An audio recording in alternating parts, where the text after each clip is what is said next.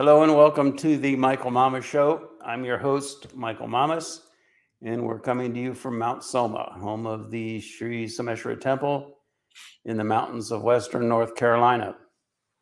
Um, today's subject, at least to me, is just so fascinating. And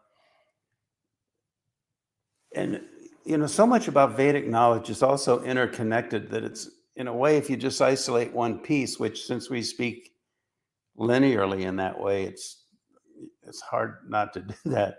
But when you see how it all comes together in a unified whole is when it really kind of clicks.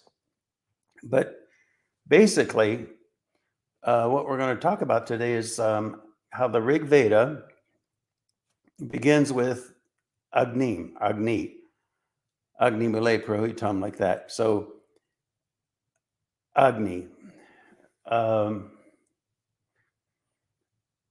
There's so many different gods and everything. Really, and of course, there's one God, and that's all the different facets, okay?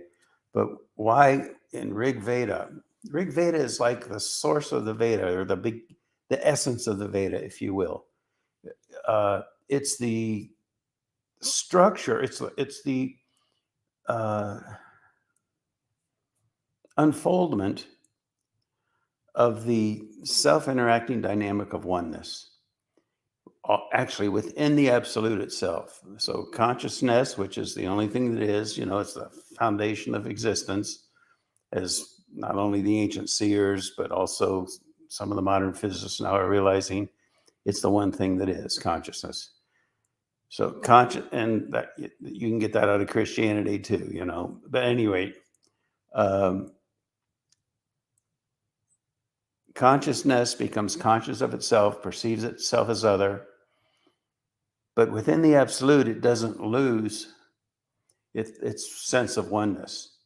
In relativity, consciousness, when it views itself as other, I'm me, you're you, we're separate. So that sense of unity becomes, at best, a sense, a feeling, but it's not a direct perception in the same way as within the absolute. Within the absolute, it's seamless. There's no distortion.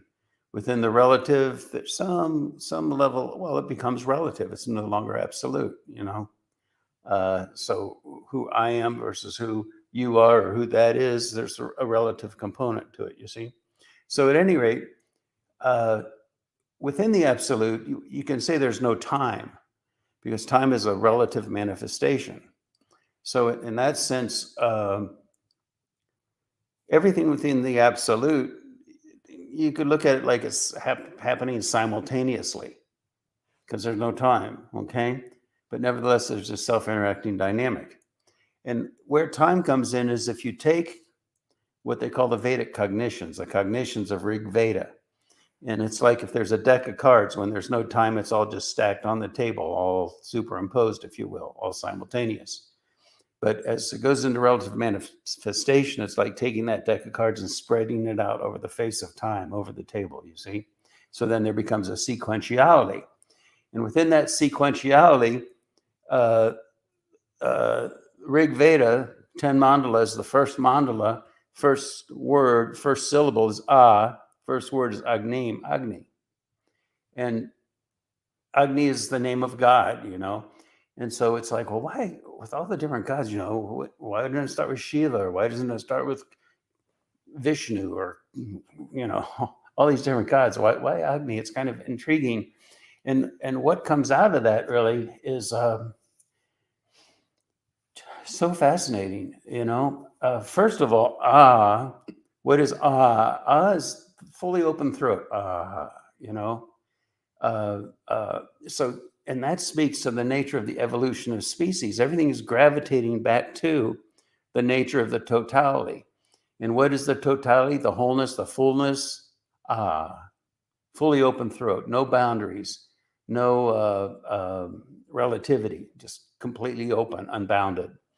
And then agnim, ga is the negation of it's other. It's the idea that it's not just it's the notion of other as well. So Agni, and then the whole thing unfolds sequentially, you see. So Agni, why would it start with that? Agni it means like I adore Agni. And so what is that? What is that all about? Well, Agni is you could say fire. And again, we're speaking in terms of Sanskrit here, so there are different meanings on different levels. On one level, it's God, Agni. On another level, it's fire, all interconnected. And so maybe the best way to kind of enter this arena and understand this whole dynamic is like the sun. The sun is fire. And the sun is the source of all the energy that feeds this planet, and is then the source of the growth of all the plants and animals and life on the planet. Everything that exists on this planet is a result of Agni. And what is that growth? What is that? Well, there's a lushness to it. The plants, the sap in the trees, everything in life that's alive and vibrant. It's vibrant with what's called soma. Soma is the source of life, you could say. So I adore Agni. Agni is like the catalyst, the engine that propels life. I adore Agni. It's that relationship. Now,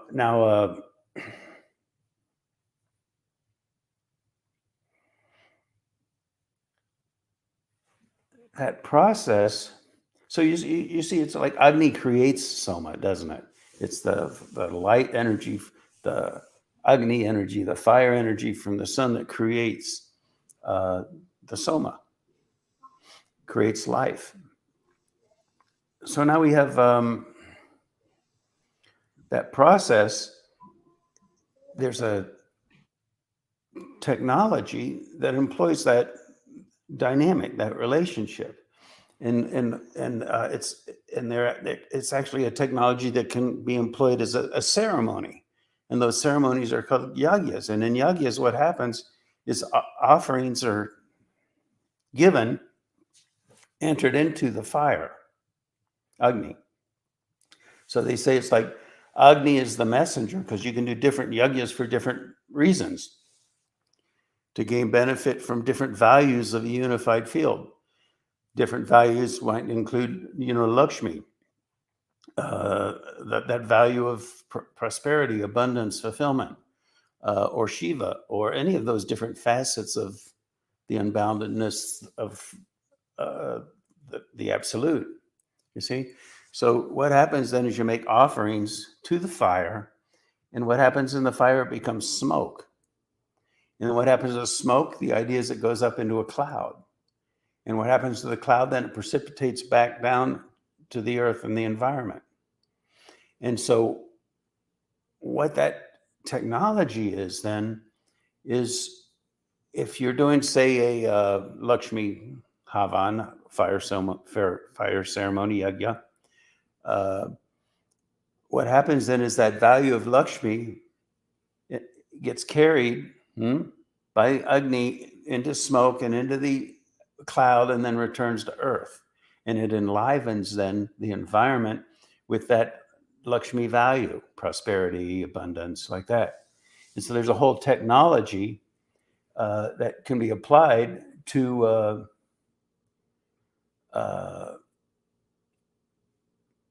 your life. And there's a whole science to it, and it's it goes even beyond that, because there's this whole story, like, for example, in the Upanishads. What are the Upanishads? The Upanishads are within the absolute. They're not relative. They're within the absolute. But it can seem a little confusing when you first read the cognitions of the Upanishads, because some of it, for example, is a dialogue between Yajnavalkya, kind of like as the student, if you will, and his teacher, Taittiriya. And so the thing is, though, it's like, oh, wait a minute, if this is in the absolute and it's all pure knowledge and oneness, how can there be this idea of a student even, or a learner, you know? But what that's about is, you see, there's a play, if you will, within the absolute, within all of existence, that is displayed by the interaction of those two individuals. But within the absolute, it's speaking more of the mechanic of creation, the play, the dynamic between Agni and Soma. Am I making sense here, Scotty? Yeah, yeah, for sure. Yeah, okay. And so that also is played out, like in, for example, the Mahabharata, which is Itihasa, which is, you know, Vedic literature. Vedic literature is distinguished from the pure Veda. There's a Apurusheya, which is not of humans, of people, of the relative, really, and then there's Purusheya, which is of the relative. And so, but see, in the Mahabharata, there's a section in it called the Bhagavad Gita, and really, you can even view, and that's an interaction similar to what I was talking about within the Upanishads. That's an interaction between Krishna and Arjuna, but at the same time, there's that. It's not, you know, just the teacher and the student type thing, but it's the wholeness. They call it the samhita value between that exchange, between that interaction. It kind of, I guess you could compare it to like the distinction between Chaitanya, which is the pure absolute, and Brahman, which is the absolute along with the relative, if you will, so that you get the wholeness value. So it's all about the play between Agni and Soma, you see? So it's really, it's quite beautiful. Am I making sense there, Scotty? Yeah, Okay. And so the thing is about life is there needs to be a balance between, and it's sort of like yin and yang in Chinese, you know, medicine, Chinese philosophy, whatever you want to call it, that there's a balance between Agni and Soma. They have to remain in balance. And what happens in relativity, you see, there's a identity with the notion of other. And that immediately throws in a bit of an imbalance, doesn't it? It's like, it's not the pure seamless flow of the self-interacting dynamic of oneness, you see? And so what tends to happen then is there becomes a preponderance of Agni, a preponderance of fire. And that's in fact what we see in the world today. You know, it's not hard to look at, is it? It's not hard to see. There's there's too much fire in the world, you know? So that's why, you know, we created Mount Soma. Why we call it Mount Soma is it's like generating Soma, creating an amount of Soma, because there tends to be this imbalance in life where Agni starts to dominate and kind of, you know, singes the world, you see?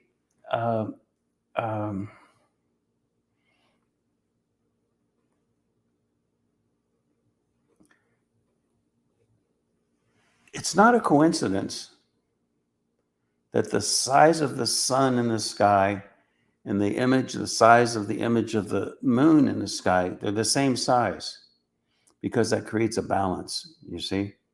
And also, again, Agni creates Soma.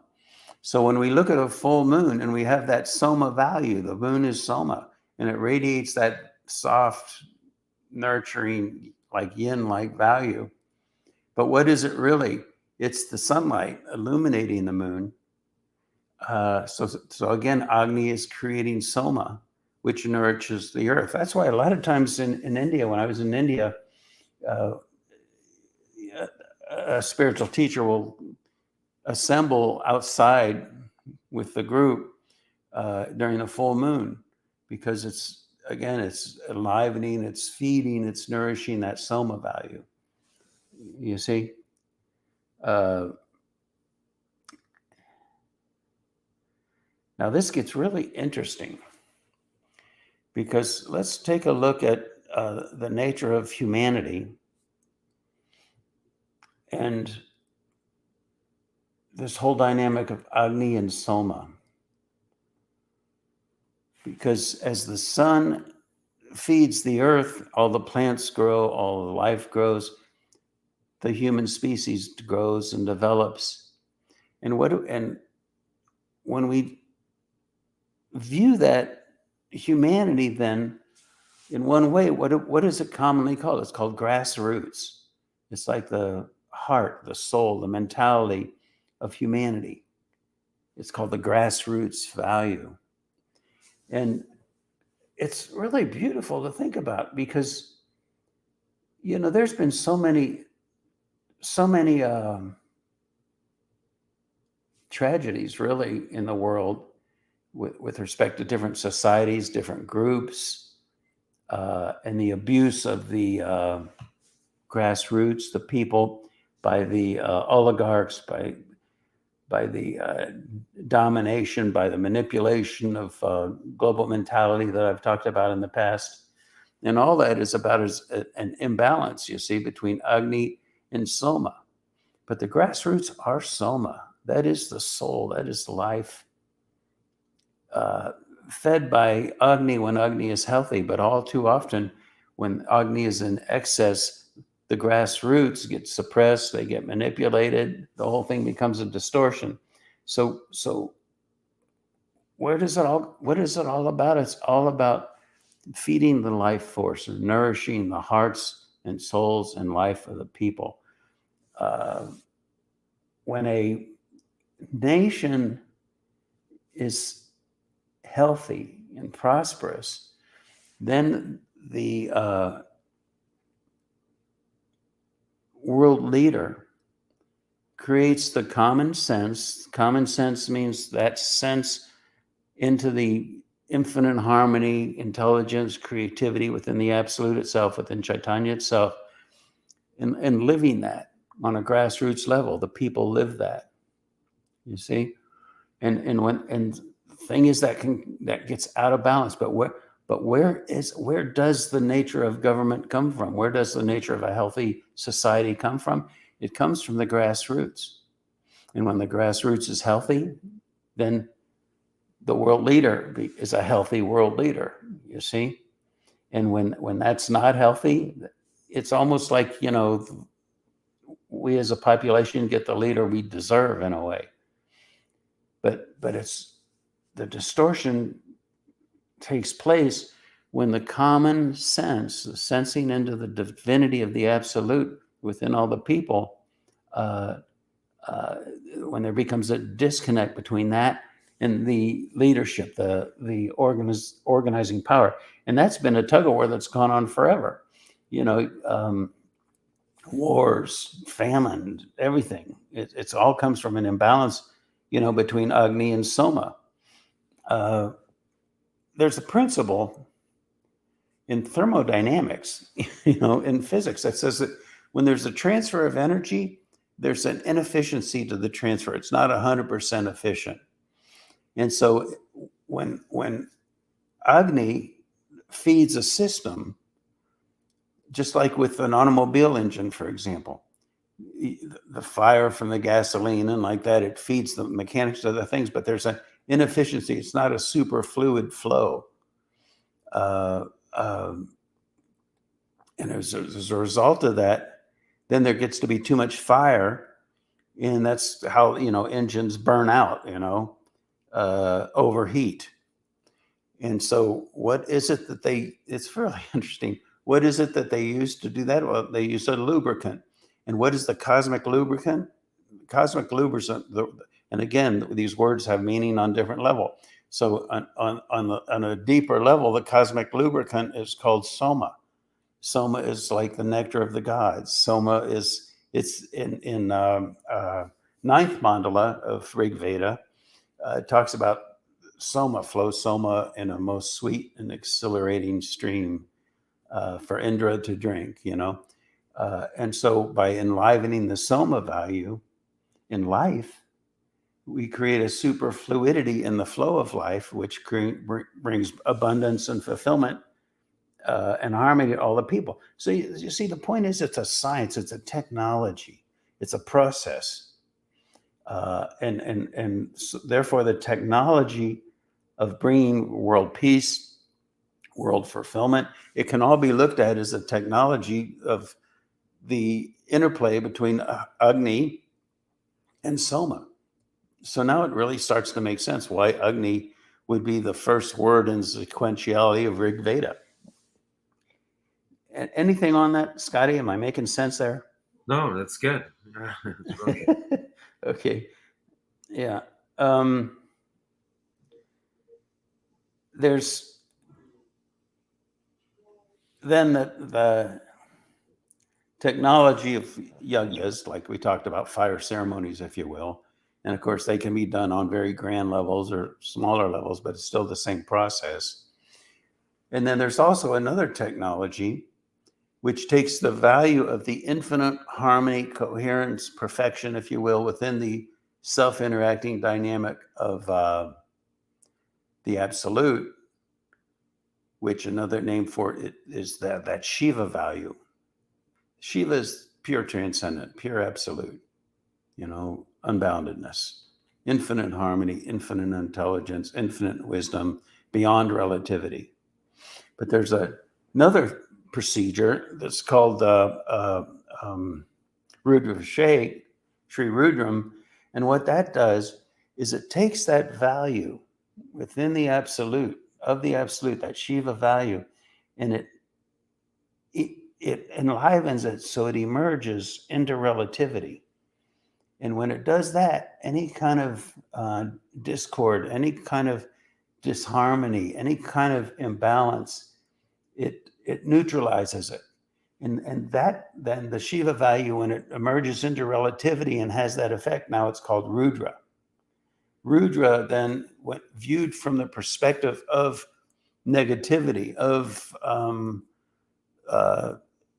excess fire, for example, or excess identity with a perspective, if you will, it as if dissolves that, melts it away. Therefore, when viewed from that perspective of negativity, Rudra is the terrible one, and that's why, let's face it, we have a history, don't we, of crucifying our spiritual teachers, don't we? I mean, look what they did to Jesus as the ultimate example, perhaps, and it's because of that Rudra value, when viewed from the perspective of the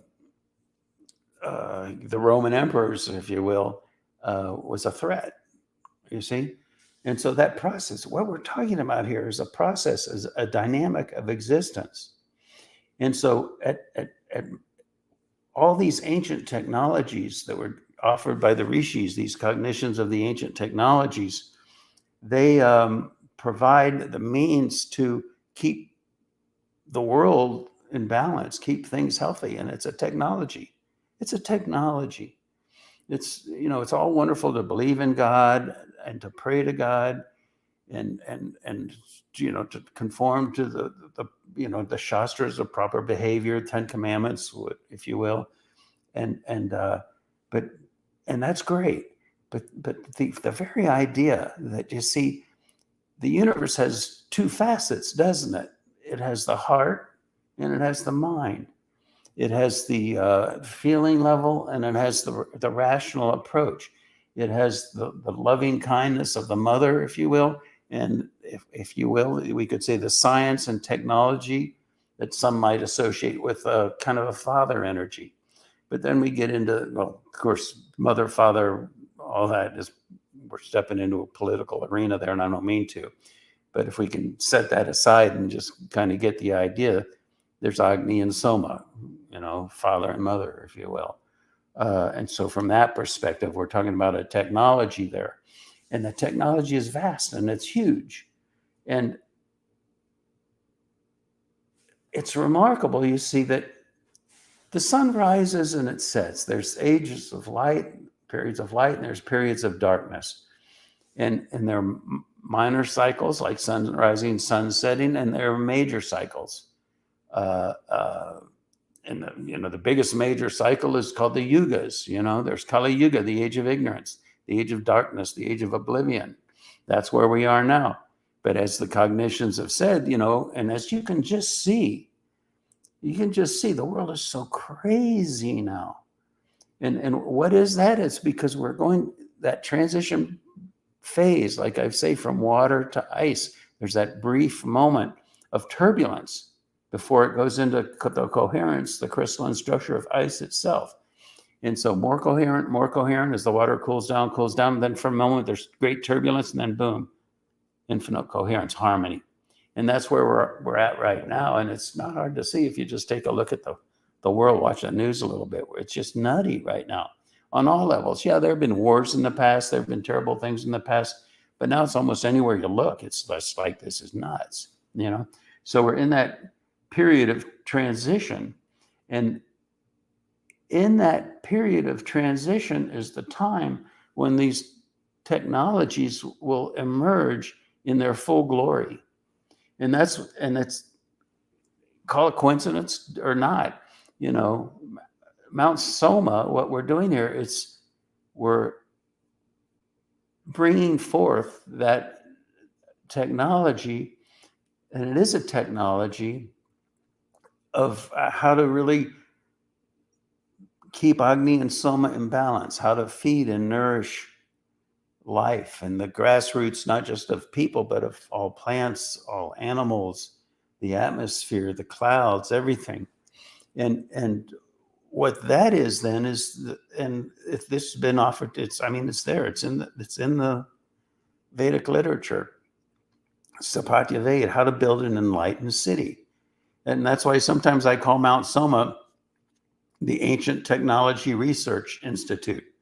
Atri is the rishi who, it's also interconnected, who is kind of like the head guy, if you will, in the upholder of healthy action, healthy behavior, living in harmony with nature. There's so much more to it, but we could say that Brahma is the creator, and through Brahma came Atri, okay, the maintainer of the health and balance of the universe.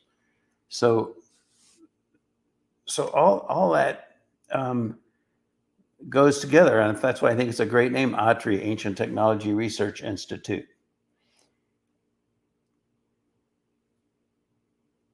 There's a design, kind of like, we have, from engineering, we have designs of how to build a radio transmitter, and then you can hear somebody in this living room speaking, even if you're over in Italy or Australia or wherever. It's a technology. And with the technology of an enlightened city, what you do is basically you're building a big, huge unified field generator, if you will, Chaitanya generator, if you will, coherence, harmony generator, if you will, that radiates that value to the whole environment. And within that, there's many different Vedic procedures, including yajna, including a Rudravishek that I talked about, but on a grand scale. It's one thing to do those things. It's one thing to speak without the technology of a radio transmitter. It's another thing to speak with the technology of a radio transmitter. And that's what an enlightened city is. It's one thing to build it, and that in and of itself is no easy task. But once it's built, it has to be maintained, and that is an art in and of itself. It's one thing to have a violin and, okay, great. It's another thing to be able to play it. And so what we're doing here at Mount Soma is not only creating and building an enlightened city, but we're having our finger, and it's a learning process of how to negotiate even the idea that positive attracts negative, yin yang, all that. And so magnetism, it's again exists on multiple levels. As my teacher once said, when the rose blossom naturally gets bigger, the thorns naturally get bigger as well. And so a big part of not only creating, but also maintaining an enlightened city is, how to deal with the thorns.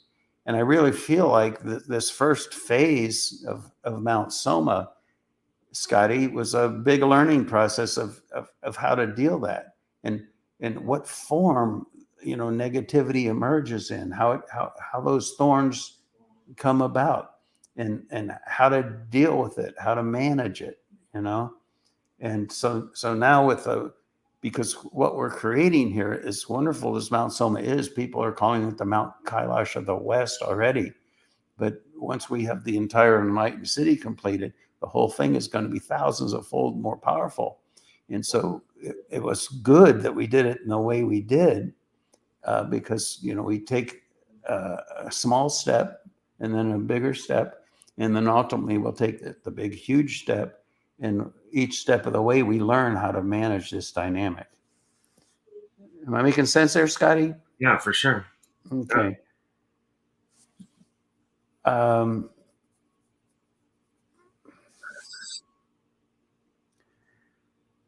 One thing to do, and we can do that if we're trying to manage the construction of an enlightened city, or we can do it even in how we view our whole life, is understanding things in a bigger context.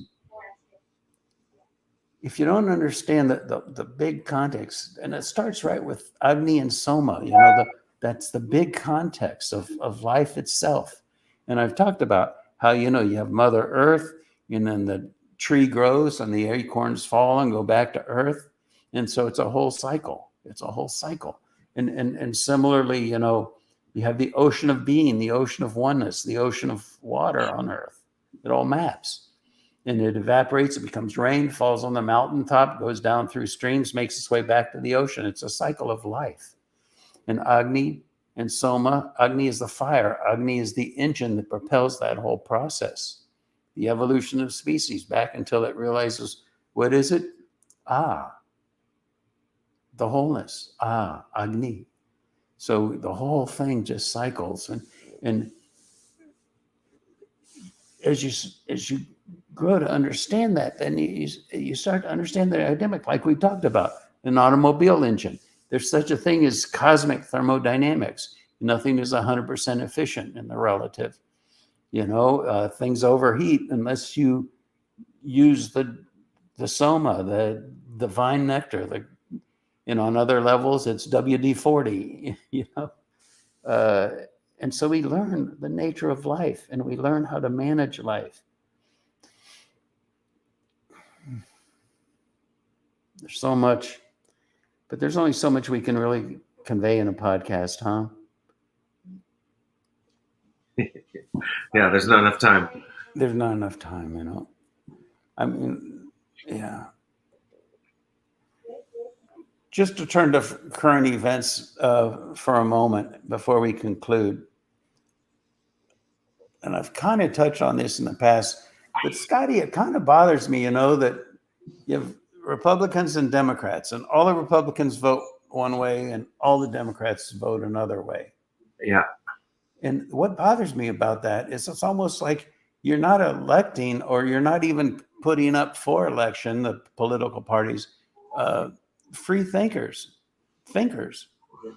What you're trying to do is find people that are rubber stamps and get them elected. And so some oligarch at the top, whatever whim they have, or in many cases, who's behind them, and we don't even know who's running them and why. But the point being, though, that now what they've got is, it looks like it's a democracy. It looks like it's a government of, by, and for the grassroots. But really, it's just a bunch of rubber stampers and some Wizard of Oz behind the curtain running the whole thing, Yeah. Yeah. So the whole idea is there's a distinction between managing the masses and liberating the individuals. If we liberate the individuals, the grassroots grow, and and then it becomes a voice of natural law, of Mother Nature. You see? And so we need to be very careful. And you can decide for yourself, when we hear political people speaking, are they trying to feed and nourish the grassroots, or are they trying to manage the masses? Management of the masses is not government of, by, and for the people, the grassroots, Soma, Mother Nature, you see? Am I making sense there, Scotty? For sure. Okay. The only reason I'm going to mention this is because I put it in my notes from this week. And that is that there's such a thing called Jiva Samskara. The Jiva is like the soul. And the soul is distinguished, Jiva is distinguished from Atma. Atma is like the transcendental self, the Bindu point, that finer, finer, finer, and you get to that point where you are, one with the absolute, but you can't feel the absolute. Why? Because it's not relative. It's beyond touch, it's beyond grasp, it's beyond feeling. You can sense it, though, as you get more and more close. Like, you can't really touch the sun, but you get to know its nature by the light it radiates, the rays it radiates. And that those radiations are called the soul, the jiva. And there's a thing called jiva samskara. Samskaras are like storehouses of impressions. The storehouse of impressions is the impressions. I'm sorry. The impressions are called the samskaras, and there's samskaras are impressions upon that soul value. Those impressions can exist on multiple levels. And a real intuitive, and it's hard to believe, but there are people that have capability of reading an individual's samskaras, seeing them. It's a subtle art. It's a feeling kind of a thing. And so when somebody is doing that and giving you a sense of the direction you're headed in your life, for example, on some level, to some degree, if they're at all accurate, what they're doing is they're reading your individual jiva samskaras. Okay. And I think that's enough for this week, huh, Scotty? Is one question that you talk about the chit. Yeah. Is the chit the storehouse of which impressions? Okay. Well, they talk about mind, and mind is the amalgam of your karma, cause and effect. And karma is just not that which is outside of you. Most of your karma is within the jiva, within the impressions within the jiva. And so there's a thing in the awareness, there's a dynamic, if you will, in our awareness called the chit. The chit is the storehouse of impressions. And that's why they talk about the state of no mind. Now, people, I have no mind. They're trying to attain the state of no mind, but that's not the idea.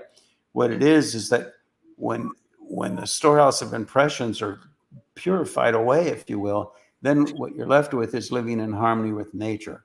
You're no longer an automaton, so to speak. You're no longer living from the chit because it gets wiped clean. And then what you're doing is you're functioning from your own divinity, that place where you're, one with God, if you will. Is that responsive, Scotty? Yeah. Okay. All right.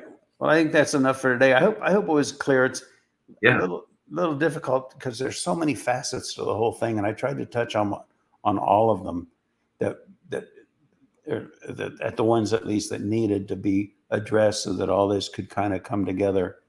Yeah. And so I thank you all for listening. I hope it made sense, and we'll talk with you again next week.